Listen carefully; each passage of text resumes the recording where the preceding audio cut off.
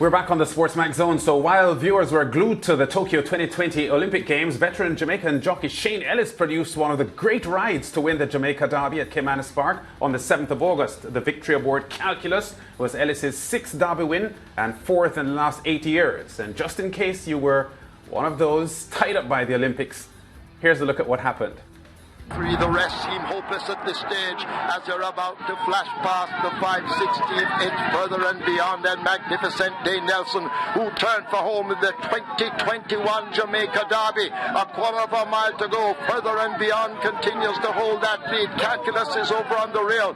Billy Wiz now set a light on the outside. Further and beyond, getting the stick in the left hand as they arrive at the furlong pole quickly. Dane snatches it into the right. Here is a Billy Wiz kicking it on the outside, further and beyond, beginning to tie up Billy Wiz. Calculus coming once again. Calculus now points close home, and the Ledger winner takes the Derby over Billy Wiz. Then further and beyond, Big Jewel is next ahead of Santorini. Yeah, so that was Ellis's 6th Derby win at Caymanas Park. His first came all the way back in 2001 with awesome power, and he had 5 more after that, including the one that you just saw, Typewriter in 2012, Relampago 2014, 2016 Orpheus, Supreme Soul, the Triple Crown winner in 2019, and this year Calculus for trainer Gary Sabrati's first Derby success. Shane Ellis is live in the SportsMax Zone studio with us, and Shane, it's certainly a pleasure to have you here. I must say that we wanted to have you in the zone for quite a few weeks now, but we're just allowing the euphoria of the Olympics to die down so that we could give you the full attention. First of all, Calculus had gone into this race having won the St. Leger. Can you talk to us first about how confident you were going into the event? Well, actually, I was very confident, knowing that he won the St. Leger so easy. But going 2 more furlongs now, yeah, you have to really wonder, although he got the 10 furlongs so good, if he can really get the 12 furlong. And we were just keeping our fingers crossed and hoping that based on how he won the St. Leger, he would get it as good as possible. Let's go back to the replay of the race now, because Shane, when the field was leaving the 3 furlong marker, heading to the home stretch, you appeared to be losing ground. Yeah. You appeared to be losing ground. The 3 horses who were going forward to seek victory in the last 2 furlongs, further and beyond, Billy Wiz and even a Big Jewel, who was cruising down on the outside, looked as if they were getting the better of you at that point. What was going through your mind 2.5 furlongs from home when the other rivals on the front end of the field appeared to be going better than you were? Actually, they were going better, but my horse, he wasn't quitting, and all he wanted me for not giving up on him. So I wasn't giving up on him, and he wasn't quitting. So I know I still had a chance, because honestly, I know Ferdinand Bian could not stay the trip. So I just need to keep up my horse and not let him wander, because he was just getting he wanted. First of all, I must say I was in a bad spot the whole way. I wanted to come off the rails. I can't get to come off the rails. Yeah. So I was actually in a bad spot the whole way until the 3 furlong. And eventually, when they go on and left me, I tried to come off. I still can't come off. So when they go and leave me now, I was lonely there, but just keeping up my horse. And he was keeping and asking me not to give up on him. Yeah. All right. More specifically, inside the final 2 furlongs now, I must say that watching the race, a furlong and a half from the finish, Further and Beyond looked like the winner. Passing the furlong pole, Billy Wiz looked like the winner. Even commentator Brian Rickman appeared to have been surprised by the tone of his commentary in the last half of furlong, that you were actually fighting back in between horses. It was a tremendous race. Was it the best Derby win that you've had? Actually, I would say yes, because I have doubts in couple spots in the race. I had doubts. So it would be the best Derby, but at the furlong pole, I know I can win, but it's just to make the right decision whether I have to go in or out. Yeah. But I know if I go in, if I go inside, I'm gonna be late, and if I go outside, I'm gonna be definitely late. So I definitely have to go through the middle. Yeah. So we're looking at the frozen picture now of the horses as they came into the home stretch. You were there on the rail. Further and Beyond traveling well out front. Big Jewel looking strong as well at that point. Billy Wiz on the outside. At this point, you aren't sure whether you want to go inside or in the middle. What's going through your mind at this point? At this point, I wasn't thinking about going through the middle or anything. I know Big Jewel was right beside me. I had him beat. You understand? And the horse in front of me, I know he's not that genuine 12 furlong horse. And when he left me at the 3 furlongs, when he leave me at the 3 furlongs, if I reach back at the furlong and a half and he's just right in front of me, I know he can't beat me. The only other horse now is Billy Wiz. And he was and my horse, when I was in the St. Leger at the 8th pole, when I changed my stake, he just kicked in again. So I had to move my whip from the left to the right and see if I can get that kick again. Definitely, and there has to be a reason that they call you Canterman based on the ride that you put down here.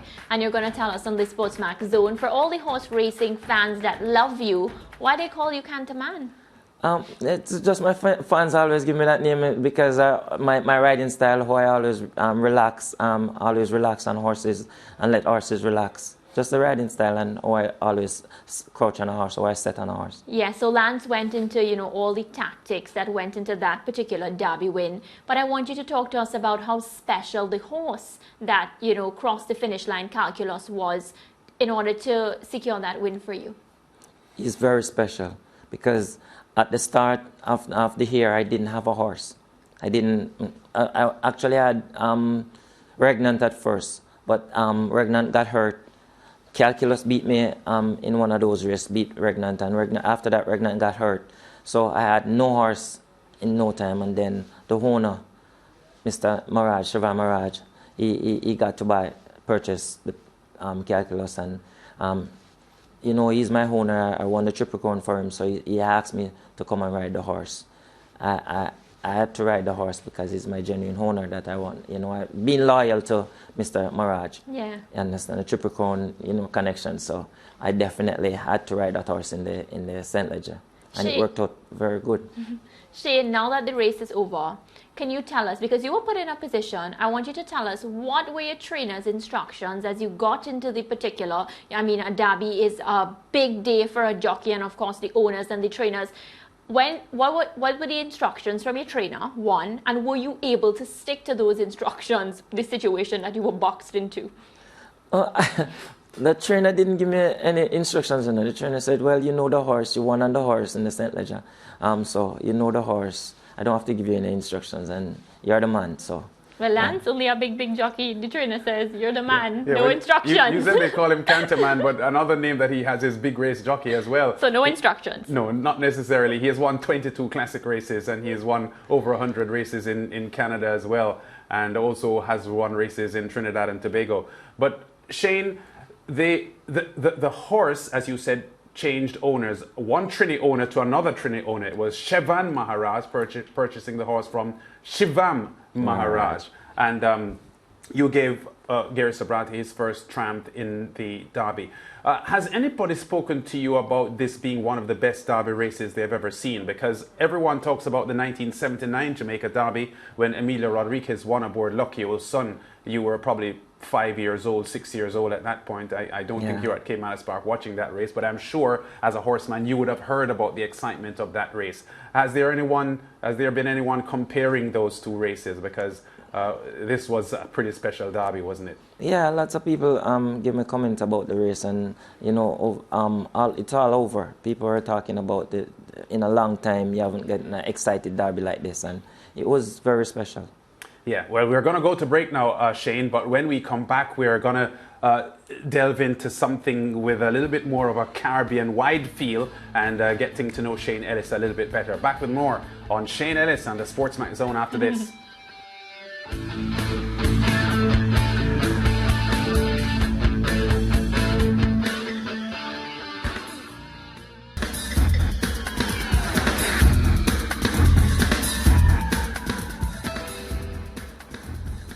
Back on the SportsMax Zone, Shane Ellis, former champion jockey, is our special guest at the moment.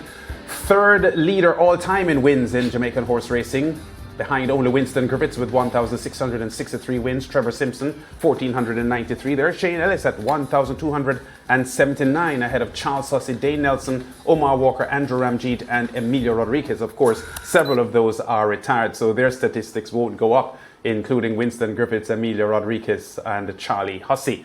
Shane, I told you earlier on before you went on air that we were going to take you back to 2014, November 2014, at the big Caribbean Championship race day in Trinidad and Tobago at Santa Rosa Park, where there was an International Jockeys Championship. And this special ride that you delivered aboard a horse called Lang Amour in a race that included Frankie Dettori, regarded as the best jockey in the world, Tom Queally, who had ridden regularly, Frankel, who is regarded as one of the best horses in the world. So you're up against top riders here, but you were able to deliver this fabulous finish and defeat Tom Queally.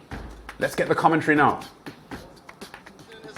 He leads by 3 lengths. Langamore though is in pursuit in second spot. Then comes Bergeron Rodeo. On the outside that one is Free Passage. Bergeron Rodeo is in third as Langamore comes to challenge. This one's on Langamore, and Shane Ellis go on to win the final jockey challenge to give the Caribbean team the trophy. This one's for Ron, had to settle for second spot in the hands of Tom Queally back in third. Yeah, so that was a pretty special ride. Shane, talk to us about that, because coming into the home stretch, you were well positioned, about third or so, but the leader with Tom Queally riding, who is one of the top riders in Europe, appeared to be full of running, and there was a point at which we weren't sure you would have caught him. Well, actually, at the top of the lane, I never think I could have catch him, but I would just dig in because I had to gun him down. So I just kept on riding and riding hard, and I catch him. Yeah, that was an outstanding win in Trinidad and Tobago on a big race day. Unfortunately for TNT, they haven't had any racing since April. Let's hope the Arima Race Club can get racing back. A quick look back at your stint in Canada. You were riding in Canada between 2001, I think 2007, won over 100 races there, including 2 stakes wins. We know that a lot of Caribbean jockeys are in Canada doing well, including Patrick Husbands, who is a 7-time champion at Woodbine. What was your experience like there? It was very good, It was very good. I just only thing, I just couldn't take the cold. I was just scared of the cold, So I had to come back to my country, and I love Jamaica. I love Jamaica very bad, so I had to come back. Yeah, but it was very good over there. Yeah, can you talk to us about the Caribbean influence though at Woodbine, because there are a lot of Caribbean riders, race riders, exercise riders, grooms, and so on, and it has been a haven for a lot of Caribbean people there. Well, it's good experience for a lot of Caribbean people because, you learn a lot when you go over in Toronto and basically in even America. And wherever you go in North America, you learn a lot. It's different from here in Jamaica, but you can get more, you learn more, you know what to do, what not to do, and everything. So it's a good experience for our Caribbean people. Yeah, and of course you had ridden a couple of times at Fort Erie as well, who had race days outside of the weekend racing at Woodbine. Yeah, actually, basically I was riding like 7 days a week, 5 during the week, 5 days in Woodbine, and then on dark days, that Monday and Tuesdays, I had to go down to Fort Erie and ride. Yeah, and Shane, when I think about you in 2020, there were reports, of course, of you fracturing your collarbone. Injuries are something that, jockeys have to deal with from time to time. We're in 2021 now. You're sitting on the SportsMax Zone, and we're talking about your 6th Derby win. How are you able to bounce back from, those mishaps? Well, it's hard, but you can't put it on your mind. You just have to know that you have to just get up and go out there and do what you have to do.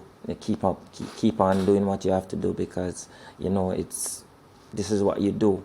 This is race riding for me, and this is what I love. So I can't just give in. Injury is gonna come, but when it comes, you have to know to handle it and bounce back. That you can't just let it get you down. You can't just give up. You have to know that you have to go out there, continue working hard, and it will happen. Yeah, and while we were setting up, you said to Lance, because Lance was asking you about your stats, and you said, for now, based on how many races you've won, so, based on your confidence, you seem to have a lot of confidence, and as if, you know, we have so much more to see from you. Of course, horse racing fans would love that. Tell us, you know, just your own personal targets as to what's coming from you. Well, I'm hoping to win lots more big races, because I'm not ready to quit yet, as yet. So I'm just here thinking on winning some more, even win 2 more derbies or 3 more derbies, and I'm good. Yeah. Which means that, you know, you're not slowing down. And in order to do that, it takes a lot of mental strength. And, you know, recently, this topic of, you know, being mentally strong has been making the headlines.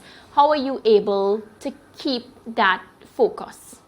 Well, I keep that focus with my family and friends, keeping me going. You know, they were always at me at times. So, you know, I have to keep up. I definitely have to keep up with them, because they are at me. My family, my mother, my sisters, you understand, my family, my friends, they're all always at me. So I can't give in. No. Yeah. Shane, I wanted to ask you as well about Elias Halut, the Barbadian iconic racehorse owner and breeder who died recently. Of course, a Hall of Famer in Jamaican horse racing as well. You won a couple of derbies for him, Orpheus and Relampago. Your memories of Elias Halut and the sort of relationship you had with him as a jockey to an owner? He was a very good man. He was a very good. I won my first super stake for him. He was one of the best owner you can ever be with. He's a very going into races personally behind, not into races. He's a very, very good man. He'll never forget. Yeah, he was actually born in Trinidad and Tobago, but lived in Barbados, was a naturalized Barbadian, and as I said, to become a Hall of Famer in Jamaican horse racing as an owner just tells you about how widespread his success and his love for the sport was. I've had so many conversations with him. He won a couple of derbies in Barbados as well with Talahorny, and I think Apostle and racing, Shane, has lost an iconic figure in the Caribbean. Yes, it did. All right, no, Shane, we're going to wrap up pretty soon, but you were mentioning just now about winning a lot more races and so on. You're 47 years old at the moment. You turned 48 in October, I think? Yes. October. A lot of jockeys, when they begin to touch 50 years old, they begin to start to look at, you know, a career outside of race riding, because it's pretty tough. How tough has it been for you, and how much longer do you see yourself being involved? Because you're not one of the naturally light-weighted jockeys, so you have to work a lot on your diet and keeping your riding weight. Yeah, it is very tough, and you know, it's just discipline and hard working. So once you have that and you're keeping up with it, you're good. Yeah. All right. Shane Ellis, really great having you on the SportsMax Zone. We don't think that this will be the last time you will be on the SportsMax Zone. And I wish you all the best with Calculus for the rest of the year. He'll be taking on older horses in some big races towards the back end of the season. All the best for you with Calculus and the trainer Gary Sabrati and owner Shevan Maharaj. Thanks, Shane, for joining us. Thank you very much. Back with more on the Zone. After this, still a lot to come on the SportsMax Zone. The Ghana Amazon Warriors starting strongly in the CPL. And Jamaica, 1, 2, 3. How the Jamaica women finished again. But number one may not have been who you might have expected. That discussion coming up at the bottom of the hour.